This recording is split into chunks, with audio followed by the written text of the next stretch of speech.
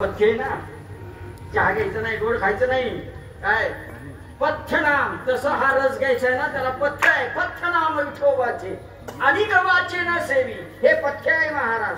तो रस मी घेतला आणि तुम्हाला घेण्यासाठी आग्रह करतोय. घ्या रे हो नका रानभरी.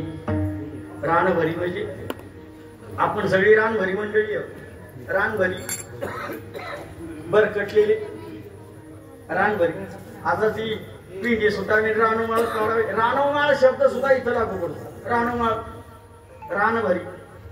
कोणत्या रानात फिरतोय आपण? भ्रमित होऊन कोणत्या रानात? विषयाच्या दाट झाडीमध्ये आपण या ठिकाणी प्रवेश केलेला आहे. ज्ञानोबराय म्हणतात हे विषय तरी कैसे, रोहिणीचे जळजैसे का स्वप्नीच्या वाचे भद्र जाती. या विषयाच्या दाट झाडीमध्ये आपण प्रवेश केला आणि त्याच्यातून बाहेर निघायला तयार नाही. मग या रसाचं कधी ध्यान होईल आपल्याला? कारण तिथं आपल्याला भ्रमित केलंय, मायेने भ्रमित केलंय, विषयाने भ्रमित केलंय. ज्ञानोबराय सांगतात भ्रांताशी कामू विषयावरी. आमचे तुकोबराय म्हणतात विषय ओढी भुलले जीव, आता याची कोण करील कीव.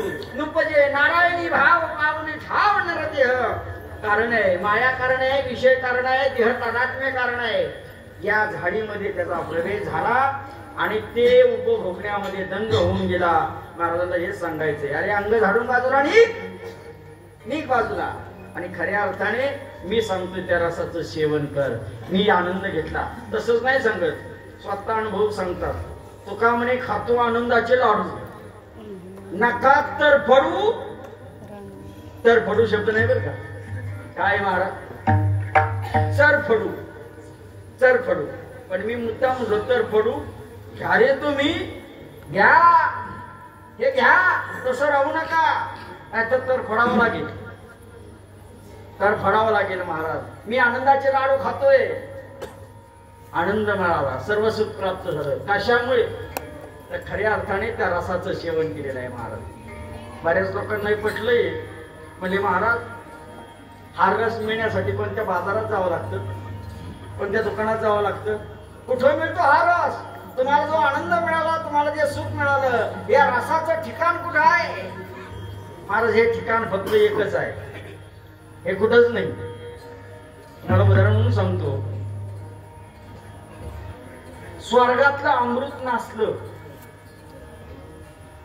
अमृत पेल्यावर माणूस अमर होतो. अमृत नासलं, इंद्राला भीती वाटू लागली. देव लोकांची चर्चा चालू झाली. स्वर्गातलं अमृत नासलं आणि योगायोगाने नारद महर्षींचं आगमन झालं. नारायणा नारायणा, नारद महर्षी आले. त्यांच्या कानावर हा विषय घातला इंद्राने की स्वर्गातलं असणार अमृत नसलेलं आहे. नारद महर्षी याला काहीतरी उपाय सांगा ते परशुद्ध होण्यासाठी. काय विचारलं असेल नारद महर्षींना? एका गावचं पाणी पिलेलं होतं काही. त्रिभुवनामध्ये भ्रमण करणारा महात्मा होता, पण त्याही संकटाचं उकल करणारा महात्मा होता. नारद महर्षींना विचारलं, देवांच्या राजाने इंद्राने अमृता ते रोग स्वर्गी झाला पाही. आणि त्यावेळेस मात्र स्वतः इंद्रदेव विचारतात, नारदा ते उपाय विचारी. महाराज नारदाला उपाय विचारतात. हे शुद्ध करण्याचं ठिकाण कुठं आहे का माहिती? हे अमृत अशुद्ध झालंय, नासलंय, कुठं शुद्ध होईल? म्हणजे आहे ठिकाण, आहे ठिकाण. ते कुठं आहे माहितीये? ते ठिकाण आहे पण तिथं जावं लागेल. जम्मू या द्वीपामाधी एका पत्थरपुराला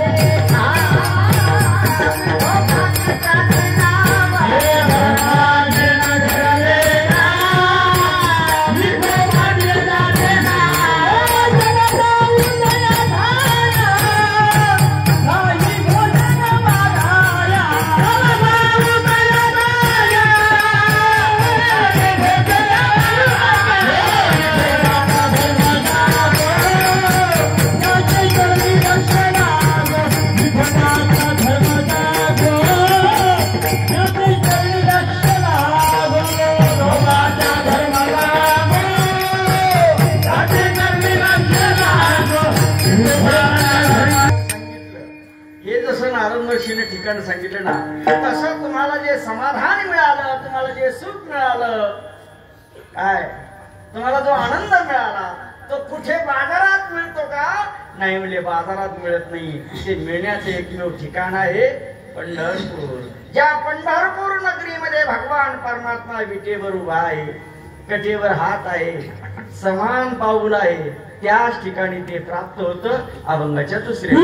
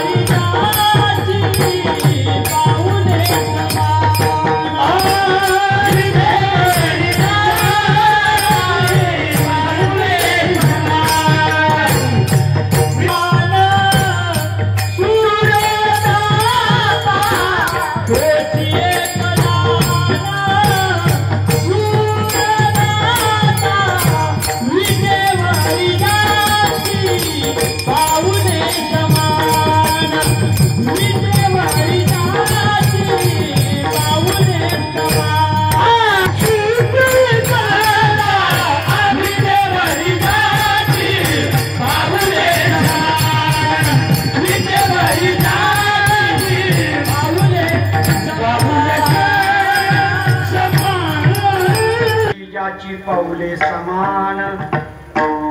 समान या शब्दावर 1 तास 2 तास कीर्तन होईल महाराज. समान समदृष्टीने तसा समान पावलामध्ये फक्त विटेवरच उभा आहे. अगोदर पावलं समान नव्हती. 6व्या अवतारामध्ये परशुराम पावलं समान होती काय? नाही, पावलं समान याचा पाहण्याची दृष्टी समदृष्टी नव्हती महाराज. आता विटेवरी ज्याची पावले समान तोची एक दानेश्वर सांगितला किंवा समचरणा दृष्टी विटेवरी साजी वृत्ती राहो. समदृष्टी आहे तिथं, समपावलाने उभा आहे. तसं आता पंढरपूरमध्ये राम अवतारामध्ये नाही, तसं कृष्ण अवतारात थोडस पाऊल बदललं. देवडा झाला, देवडा चरणी थोडं वाकडं झालं, पण आता सम आहे महाराज. समपावलाचा विचार फार गोड आहे महाराज.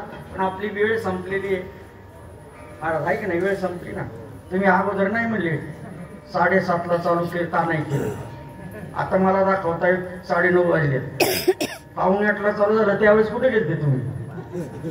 बरोबर आहे ना? एवढी दक्षता पाहिजे. कीर्तन 7:30ला ठरवलं, 7:60ला चालू झालं पाहिजे.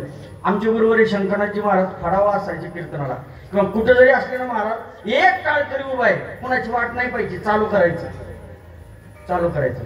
नियम लावायचा, तास लावायचा. कारण कीर्तन 2 तासामध्ये उरकणारा विषयच नाही महाराज.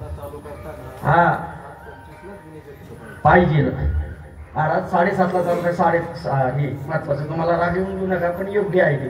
काय इथून पुढं आता 4 दिवस राहिले कीर्तन, 3 दिवस असं करा. टायमिंगला फार महत्व आहे. तुझी एक दान शूरदाता विठोबा.